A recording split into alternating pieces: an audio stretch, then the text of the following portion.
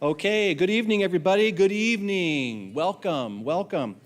Thanks, everybody, for being here tonight. My name is Mike Geiler, and I have the pleasure of serving as pastor here at Hope Presbyterian Church, and we are so glad that you are with us tonight, both here in the room, also those of you who may be joining us online through our live stream. I want to welcome you as well. Before we get going with tonight, just wanted to remind you and just to communicate a little bit about us. So our mission here at Hope is to love God, love all people, and live in grace. And that is why we put together this speaker series on mental health and also the sermon series that we're doing here on Sunday mornings. As part of living out our mission, we want to be able to help people and our congregation, people in the larger community, in whatever ways we can. And so that drives why we chose to do a series on mental health. And tonight is the third and the final evening in what we're calling the Anthem of Hope series.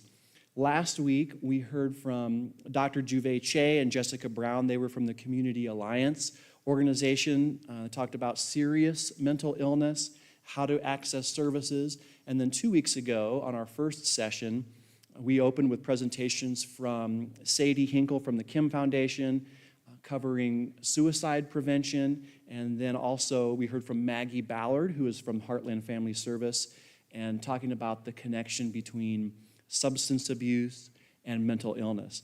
And again, I mentioned this before, but in addition to and in connection with our speaker series that we have tonight and the last couple of weeks, we are also addressing mental health on Sunday mornings here at Hope in our worship times. And we started off that series with a licensed counselor. Her name is Steph Rowe, and she was talking about helping to determine whether people need a hug, they need to be heard, they need help. And I've been kind of preaching on the themes of exile and comfort when it comes to how people feel as they deal with mental illness and how we as the church can participate in bringing comfort and bringing help to people who struggle. And so we've covered a lot of ground in this series so far in the last few weeks. And I wanted to mention also, if you've missed any of the sessions last week or the week before or any of the Sunday morning messages as part of this series, those are all available on our website, hpcomaha.org, also our YouTube channel, so the recordings and the replays of all those are available if you want to send those out or send a link to a friend or a family member who may have missed it, and it would be a good idea for them to watch, or you think they'd be interested, please share those with people as well. In just a moment, we're going to hear from some wonderful professionals from Compassionate Minds Therapy here in Omaha. We have Marty Finkel, Jude Connolly, and Betsy Mayfield, and their presentation tonight is entitled Finding Your Calm. And so we'll get to that in just a moment. But first, a couple of housekeeping items for tonight. If you're looking for restrooms, if you go out either set of doors at the back of the sanctuary, you'll find restrooms in the main hallway outside the doors. There are bottles of water and cookies, which some of you already have brought in here and are eating right away, which I think is wonderful. Leave some for me, please. That would be wonderful. And also, as you came in, there's a variety of tables with information out in the lobby. We put that together for you to have resources and information that you might be looking for, or somebody that you know might be helpful for them. So please take advantage of all of the resources that are out there in the lobby. Take as much as you need to. Take some to share with others. We put that together for you.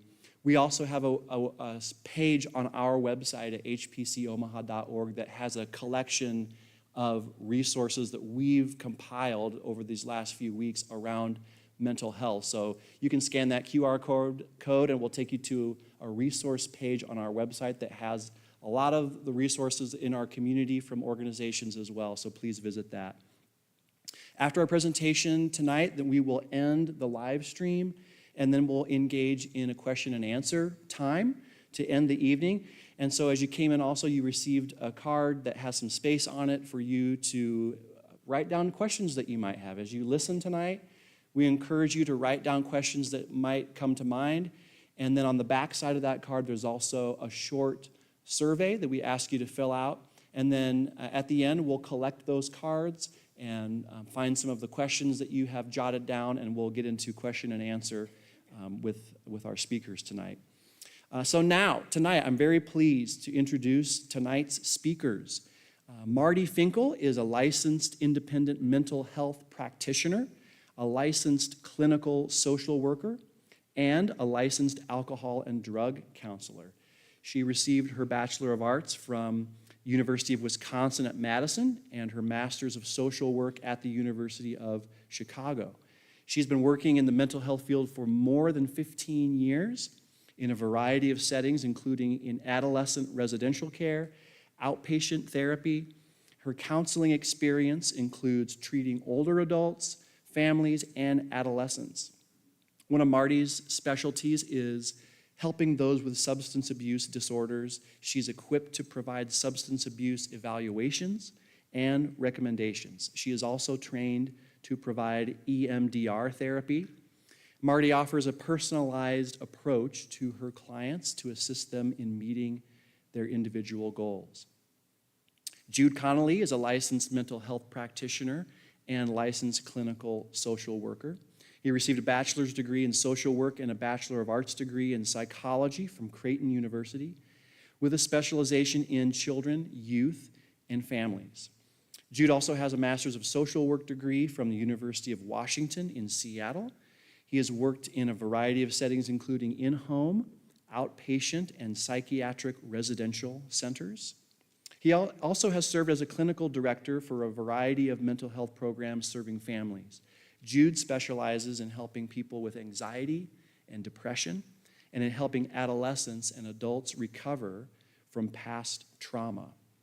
Jude's approach to therapy centers on the person and their unique circumstances with the goal of instilling hope for a brighter future. We also have Betsy Mayfield, and she is a licensed independent mental health practitioner and a licensed alcohol and drug counselor. She received her Bachelor's of Science and Master's of Science in Community Counseling from the University of Nebraska-Omaha. She's been working in the mental health and substance abuse field for over a decade, working in inpatient and outpatient therapy settings.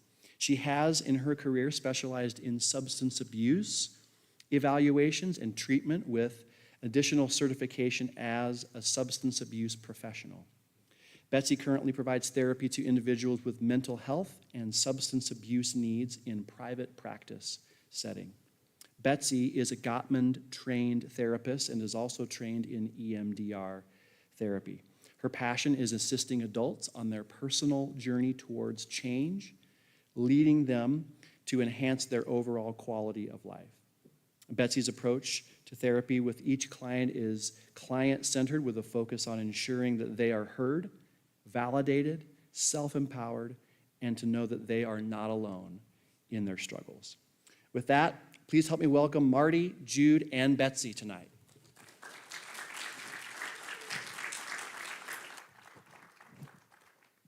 Thank you very much for having us tonight. We're usually in an office with maybe one or two other people, so this is a little different venue for us. So we are going to have a PowerPoint here that we'll just kind of follow along some of the things that we're talking about. I did want to talk a little bit about Compassionate Minds Therapy. You've seen in the previous sessions that you've had, there are an array of different services, and outpatient therapy is really the most common because what we're dealing with is those people who are dealing not with necessarily crisis, but are dealing with getting through life. And we're going to talk about that today as part of what we hope will be beneficial for each of you individually, and then some resources for you to share with others, or if you know someone that may need some support. Compassionate Minds Outpatient is, we have a nurse practitioner that helps with med management. We have 10 therapists that provide therapy from play therapy for kids under the age of 10, all the way up to seniors, everybody in between, a real array of different mental health issues that we help with. So again, we like to think of ourselves as kind of a primary care. When you think about kind of physical health. You go to your primary care doctor. As an outpatient therapist, that's kind of how we see ourselves. So I want to ask a couple of questions from you, and we're just going to do a raise of hands since we've got quite a few people here tonight. Anybody feel really rushed tonight to get here? Coming from dinner, coming from work? Anybody feeling like they were in a hurry? Okay. How many red lights did you pass on your way? If you had to guess, how many street lights did you pass? Six lights? Yeah. Half the time we go through, we don't even notice, right? And then, how many of you have ever run a red light, either intentionally or unintentionally? I won't ask which one. So yes, we've all been in that situation. So, and then what we're going to do today is use a street light metaphor to kind of go through and talk about self-care. Self-care is something that we all need to take care of ourselves. And so being able to talk with each other about self-care, have an awareness of what helps us take care of ourselves is hopefully what we are going to be able to share with you tonight and have some tools to take away from. So I'm going to start with making a distinction between mental health and mental illness. We're going to talk about some of the causes of mental illness. And then and then the primary focus will be really on some self-care strategies and working in developing a self-care plan for yourself. So are we having trouble with the PowerPoint, or can we get the PowerPoint going? Okay, so we'll move on from here. We wanted a calm scene to set the tone. So picture yourself on a beach for a moment just to kind of put today's worries aside, and then we'll get into the next slide. So the first slide, this driving on fumes. So again, keeping the theme. Sometimes we get really drained and just feel like we're driving on fumes. So that's kind of how we wanted to start the presentation. I do need to point out the order of the names. You see, I'm last. I lost the arm wrestling contest against Marty and Betsy to see whose name got to go at the top. So that's the only order that we have there. So the next slide is, again, just taking a minute to talk about the difference between mental health and mental health disorders. When we think about physical health, we kind of have an idea in our minds about what that is. What is physical health? How do we take care of ourselves? What are some good physical health activities? And then we have physical illness, right?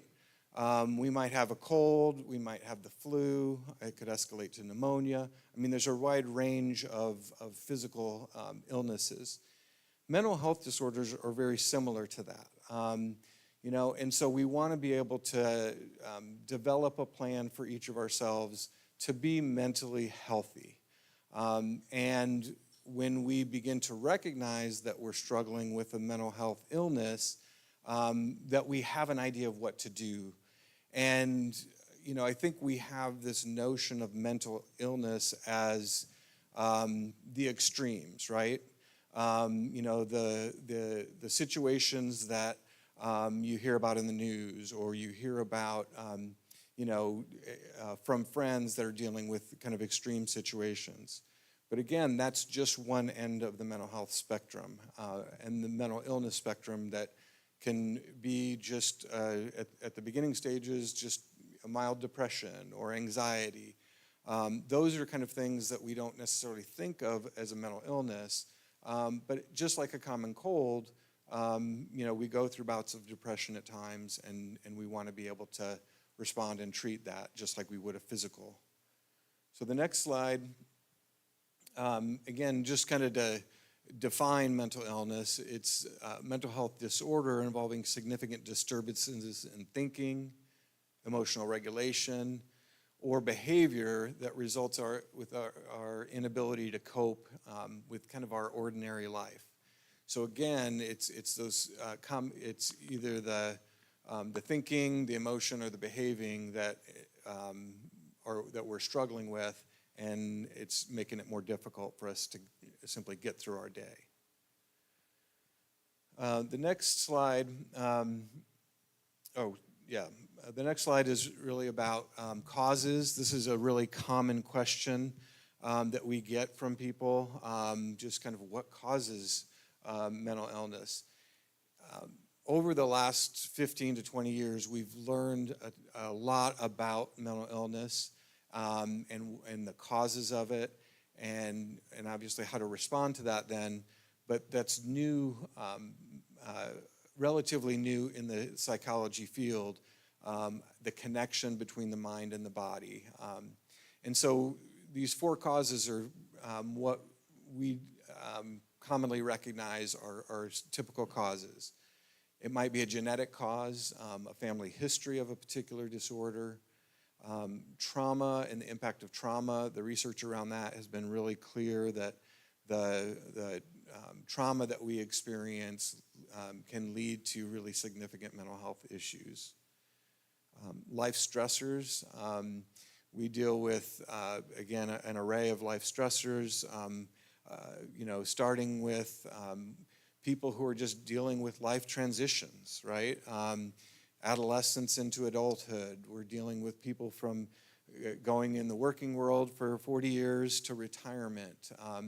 People who are experiencing relationship issues and transitioning out of a marriage into a single life again. Those life experiences, obviously deaths in the family, illnesses, major changes in our life can definitely lead to both mild or extreme mental health challenges. So, and this is where the research has gotten much more clear over the last number of years, that there's a real biological element to many of the mental health disorders. And so the chemical imbalances in the brain have different impacts on different types of mental health issues. And so how we treat those and how we respond, might be related to how that particular person comes to us, whether it's with a trauma history or a known family history that they're dealing with the situation in front of them.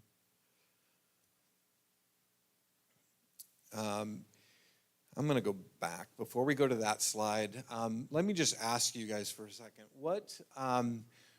What would you say are some examples of mental health symptoms? If you could just raise your hand, tell me when you think of a mental health symptom, what might that look like? How would you describe it? Yes. Unusual aggression. Yes, definitely. Yes. Fatigue. Yes. An emotional exaggerated response. Yes. Withdrawal and isolation. That's a very common one. We're going to definitely talk about that. Others? Yes. Depression. Yes. Feeling down. Yep. Is there another one? Pain. A physical response. Very good. Yeah, those are all great responses. So if we move to the next slide, I think you guys captured many of these, but feeling sad or down. Sometimes we don't realize that our thinking patterns can get confused when we're feeling a particular way and suffering from a mental health illness. We also might have a reduced ability to concentrate. We can't focus like we used to. We can't pay attention like we used to. Excessive worries and fears. There's just this constant worry that we have. We're fearful of something bad happening either to ourselves or to somebody that we love. Sometimes it might present itself in the form of really extreme guilt. It might be a misplaced guilt. It's just guilt that just kind of overwhelms them. extreme mood swings, kind of talking about that exaggerated emotional response. Social withdrawal. I mean, we end up stopping participating in those things that normally give us joy and have that we've done in the past. So we may not be going to activities. We may not be playing golf. We may not be wanting to go to work. Those kind of things. Tiredness was another one you mentioned. Just very low energy. Sleep is a very common one where either people oversleep, they're sleeping all day, they're falling asleep in meetings, they're going to bed early at night, sleeping late in the morning, or they can't sleep. They're going to bed late because they know they can't get to sleep. They're getting up early, and then they're tired throughout the day because they haven't been able to get that restful sleep that they need. For some people, it's just a general nervousness or anxiety that they feel, and so it's kind of related to that worry that we talked about. People experience delusions where they disassociate from reality. Hallucinations can be part of mental health illnesses. Just generally having a difficult time dealing with daily challenges. Just you're not coping well with the typical challenges that you have throughout the course of the day. Eating habits change. You might be overeating or undereating. That might be a clue to you to kind of tune into what's going on. Drug and alcohol problems are the other one. You might start drinking more than you typically have. It might be problematic. Obviously, recreational drugs, prescription drugs can become problematic as well. And then that excessive anger that you talked about, hostility, and it can even escalate to the point of violence. So suicidal thinking is also another symptom that people experience. And so, again, these are just clues for us, either for ourselves or for the people around us, to kind of tune into and say, okay, what's going on? Do they need some additional support? If they're not able to cope with these things themselves, that's not a knock on them. It's just, their particular mental illness is getting in the way of coping with the daily life stressors that they're experiencing. So this kind of gets us into the next slide of what is mental health. So if we kind of move away from mental illness, we got to talk about what is mental health. And mental health relates to our emotional, psychological, and social well-being. So really it encompasses the whole person. It affects how we think, feel, act. It helps determine how we handle stress, relate to others, and make decisions. So these are the things that we can begin to start identifying and controlling in order to be able to have a healthy mental state, and et cetera. There are 6 different aspects of mental health: physical, psychological, emotional, spiritual, personal, and emotional. And if we went back to that previous slide with all the symptoms, we could insert in here, where those symptoms might fall. It might be a physical, where I'm feeling that feeling hurt or that pain in my body. It could be a psychological, where I'm constantly in fear. There's kind of a paranoid flavor to the mental illness.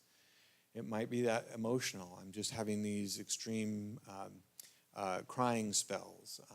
And so spiritual is another one, where I might be withdrawing from the church, or my connection to my spirituality has been fractured, or there's just not, you're not feeling that. So again, that could be a red flag or a symptom of, okay, what's happening? Why is there a change there? Personal, again, we all deal with personal life changes and challenges, and so there's an array of things that can be really difficult to deal with that would fall in that category. Professional challenges, you know, it might be being unhappy with the job, having a boss that's a bully. It might be that I'm overworking. I'm not tuning it out. I'm checking my email all the time. I'm working on weekends. I'm not taking vacation time. I mean, so we can begin to start categorizing some of these things and recognize that the mental health symptoms are attached to one of these, and we can begin to then come up with a response to that. And that's what Betsy and Marty are going to kind of talk or walk us through some of these things, and how can we put together a self-care plan to be able to have a balanced life. And so being able to look at these things in a way that we can really have a balanced life. So I'm going to turn it over to Marty and Betsy, and they'll take us down to the end of the presentation.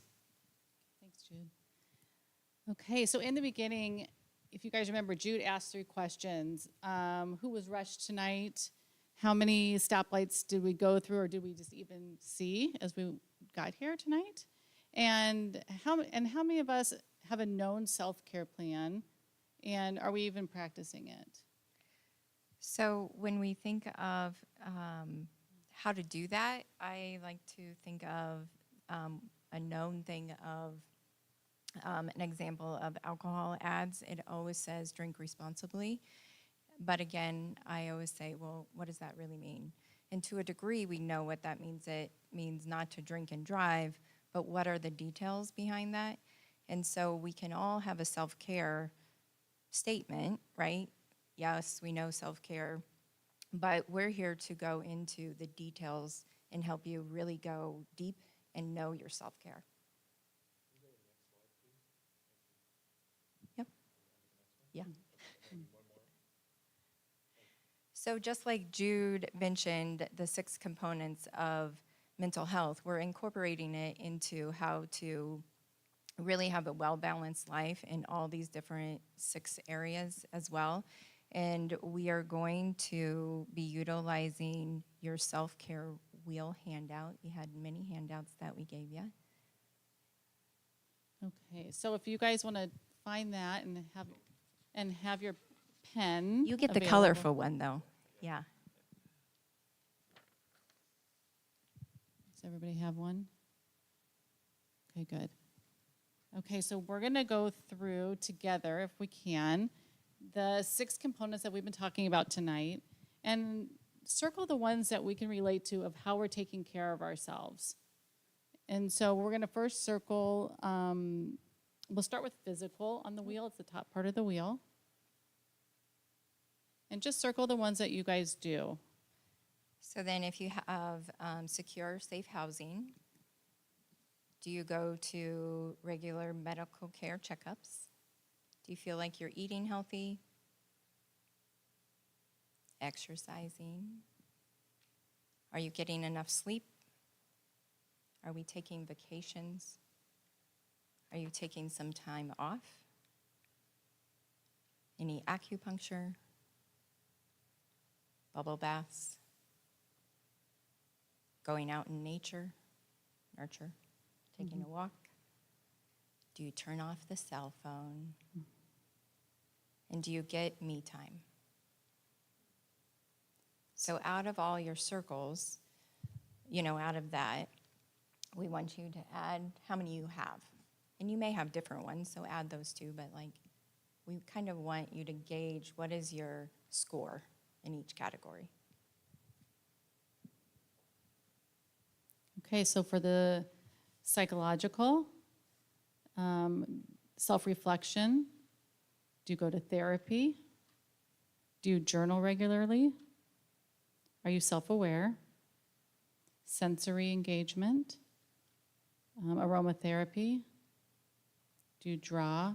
or paint, going to the symphony or ballet, just relaxing in the sun when we do have sun in Omaha lately, gardening, read a self-help book, join a support group, think about your positive qualities, and practice asking and receiving help.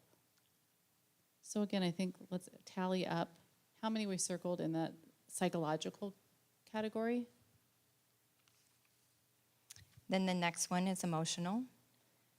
Are you giving yourself self-affirmations, self-love, self-compassion? Are you crying, which is a good thing? Do you laugh? Do you say I love you? Do you watch a funny movie? Do you have or do you want to find a hobby? Do you go out and buy yourself a present? Do you cuddle with your pet? And do you tell yourself you're gorgeous? And are you practicing self-forgiveness? Okay, so tally those up. And we'll move on to spirituality. Self-reflection. Do you go into nature? Do you find spiritual community? Self-cherish. Meditate. Do you sing or dance or play? Are you inspired? Do you take yoga? Do you play with children? Do you bathe in the ocean or hang out in a pool? Watch sunsets? Pray? Find a spiritual mentor? Or volunteer for a cause? Or just foster self-forgiveness? Take a minute just to tally that category. Then the next one is personal. Are you learning who you are? Figuring out what you want in life? Are you making plans, short and long-term goals? Do you have a vision board? Are you fostering your friendships? Are you going out on dates? Do you go grab a coffee with a friend? Are we trying to get out of debt? Are you just relaxing? Are you writing a poem or a book or journaling? Are you spending time with your family or loved ones? Are you having cookouts? And are you wanting to learn to play a guitar or another musical instrument?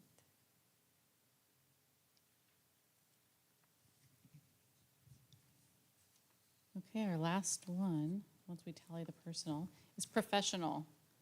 So just what Jude was talking about earlier, taking time for lunch, setting boundaries, do not work overtime, leave work at work, do not work during your time off, get regular supervision, get support of colleagues, take mental health days, learn to say no, plan your next career move, take a class, take all vacation and sick days. So let's tally those up. And just notice where the numbers are high and where the numbers are low in each category. We want to look for patterns in your responses. Are you more active in some areas of self-care but ignore others? Are there items on the list that make you think, I would just never do that? So listen to your inner responses and your internal dialogue about self-care and make yourself a priority. And just take note of anything you'd like to include more of in your life.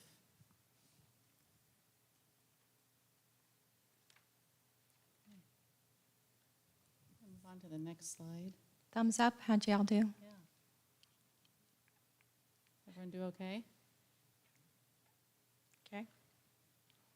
So now, this is in correlation to really kind of incorporate the stoplight analogy. So driving responsibly is the details of the self-care. How are we going to do that? And so just to provide some examples for you, when we're in the green, our score on that wheel in each category is fairly high. We're smooth sailing. I always think it's when we're going down Dodge and we hit all the greens. It's a beautiful day. Or, there's little traffic on the road. So that really means like we're functioning in all those 6 areas very well. So our mental health is stable. Our coping skills, we're doing all those things in those categories, not all of them, obviously, but the majority of them we're juggling quite well. Then what happens, life hits us, things expected or unexpected, and so that can cause us to get into the yellow. And examples of yellow are, the weather this morning. That I think all think when 3 you of us, when you skip a meal, I Right. think if I'm a 3-meal person, breakfast, lunch, dinner, and I notice, I'm like, oh my gosh, I never had breakfast, or sometimes I skip 2 meals, I'm in the yellow for sure. Yeah, I overate chocolate today. Yeah. Had an argument with my spouse, if that ever happens. But So these are kind of the warning signs that we all naturally will do. They're all very common for us to do, but just like the yellow, we've all ran a red light, right? And you know the pink, you know when you're running through it, and it's a little orange, and then it gets pinker, and then, oh my goodness, we're in the red. And so the more that we stop doing some of these things and taking care of ourselves, we also become in the red. And our goal is just to make you aware of it and to have you know the coping skills are really to resume doing some of these or reaching out to loved ones, reaching out to friends, family, obviously therapists. We're always here to help along the way, and we all will get in the red at times. It's okay. All 3 of us have been in the red. And then we want to get back into the yellow and slow down, and eventually we always get back to the green. Sometimes it just fluctuates between the green and the yellow, and that's all very normal.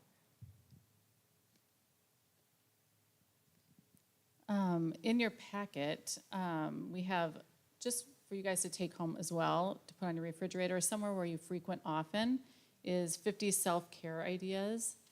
And those are just a little easy way to remember. If you are in the yellow or heading towards the red, we can really pump the brakes a little bit and try to use some of these ideas to slow down and hopefully get to green by the end of the day or even the hour, if it depends on where you're at emotionally. So take a look at that, put that somewhere where you'll have it next to your bed or on the fridge is where we usually put it. One other thing that we have is in your packet you have a thank you note, and we call those gratitude cards. And we wanted to take a minute just to know that gratitude can be quite difficult at times, being nice to yourself, loving yourself. We know that practicing gratitude has been proven to increase both mental and physical health benefits. In your packet, there's a card, and we just would love for you guys to write a note to yourself or to someone that you know that may need it. Just a token of gratitude towards them or towards yourself to make them feel good for the day and to help you go through your day. So I don't know. Will we take a minute? Yeah, Just take a minute. I'm thankful that y'all came tonight, so thank you.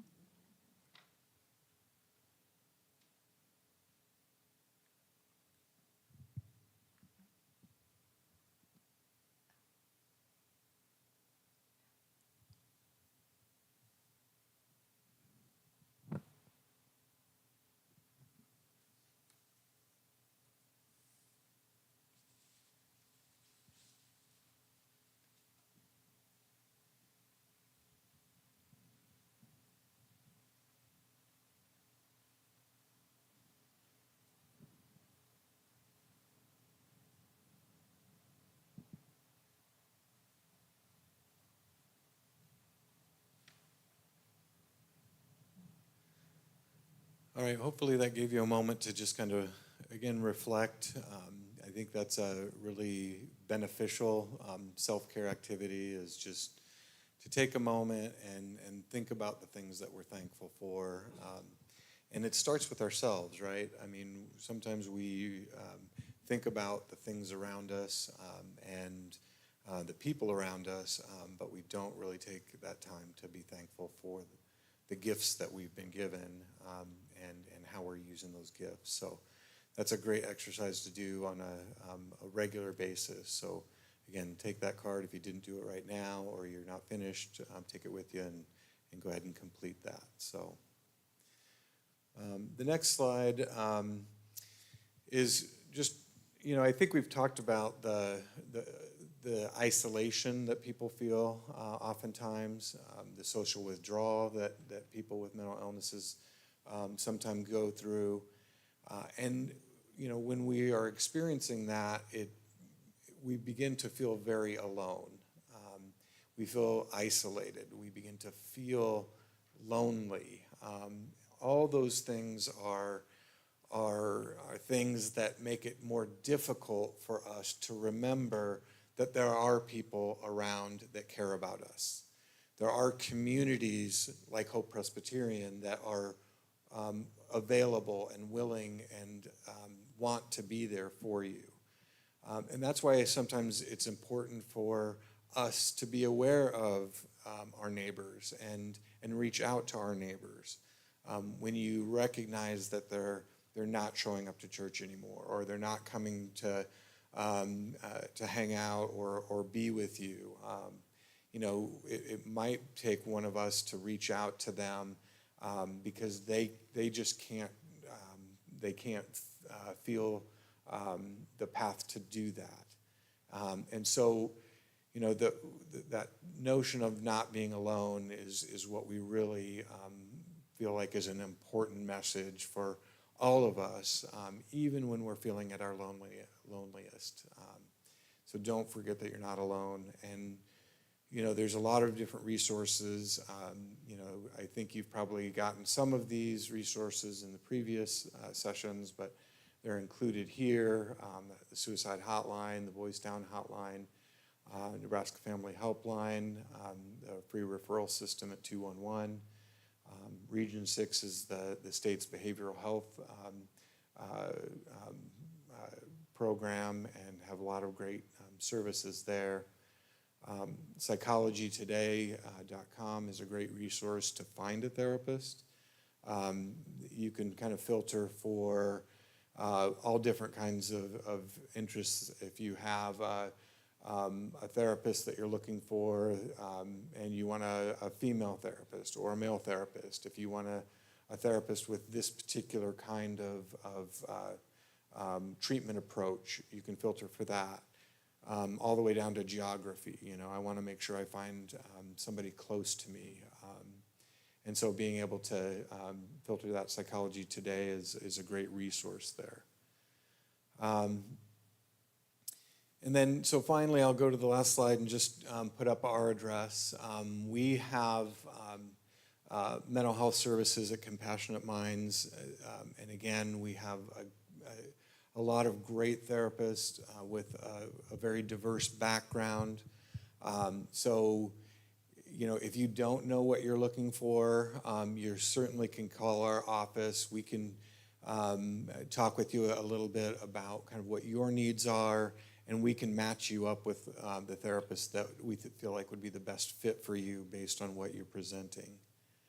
And I know that when you reach out for therapy the first time, there's a lot of nervousness sometimes and worry, and just uncertainty about what the process looks like. So with Compassionate Minds, if you call our office, Lisa and Marissa are our front desk staff who are just fantastic.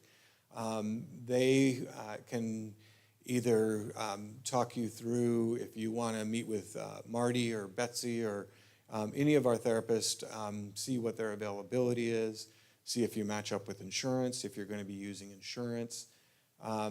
Or, it might be just, I'm not sure which therapist I need. They can help you kind of sort that out, like I say, and match you up with a good therapist. Once they match you, they'll be able to then ask you a few questions. You don't have to go into great detail. Again, we don't want you to have to share your story over and over again or have that be a difficult part of the process. But enough information where we can match you and say, yes, this is a good fit for you, and outpatient is an appropriate level of care. Then you would get scheduled with that person. They would send out some paperwork, some background questions, some releases, intake kind of paperwork. So you can do that all before you even get to the office. You come in for your scheduled appointment. You'll meet with your therapist. That first session typically is kind of an assessment where they might be asking some background questions and really just to kind of get to know you. I think one of the things that is different from therapy than like a general practice doctor is that match, that connection that you have with your therapist becomes really, really important. And it's okay if you meet a therapist and say, this is not a good fit. It could be for a variety of different reasons. But we want you to be comfortable with the person and the process. And so if that's not coming through in that first couple sessions, and you feel like another therapist might be better, great, we'll help facilitate that, even if even if it's another therapist. But again, that first couple sessions is really about getting to know you getting to know the therapist, and then begin to work on some of using the therapeutic interventions to be able to best help you. So if you haven't been to therapy, my intent there was to kind of just share a little bit about what to expect, because it can be kind of uncertain at times about what to look for. So. And I'd like to add, for me, it's wanting you just to come in and have a conversation with us, because sometimes you have family and friends, but to have a third party come in, obviously, we don't have any side to take. We're there to support you, obviously, but I always say, just come in and talk to me. We are doing therapy with you, sometimes without you knowing and sometimes you knowing, but just come in and talk to us. That is, once you get in, that first step is the hardest step. We know that. Little do you know, I get a little nervous meeting new people too. So it's to normalize that therapy, we really are there to help. And once we can get you talking and make you see, we are just having a conversation to help you figure out how to improve your overall mental health and wellness. And it can be in any of those 6 components that we'll talk you through. Lots of times anymore, it's a lot of stuff that comes with life right now. And so a therapist is always there to help you through it. I also want to add one more thing. And I know we've talked a lot about just in the news for years, but COVID's really impacted everybody's isolation. And just know that we also do telehealth, and that's really helped us keep our connections with people. So we'll do it over the phone, or if we have Zoom or whatever it is that we need to do, so no one feels isolated. So there's lots of ways. If you can't make it in, we can always do a telehealth session with people, which creates safety and connection as well. All right, with that, I think we'll finish up then our formal presentation and get into the question format. Again, thank you so much for allowing us to come today.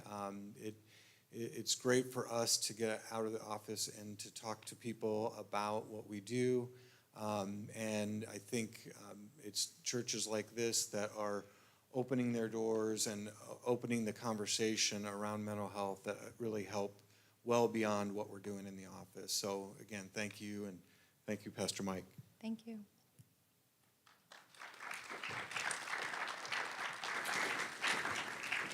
Yeah, thank you.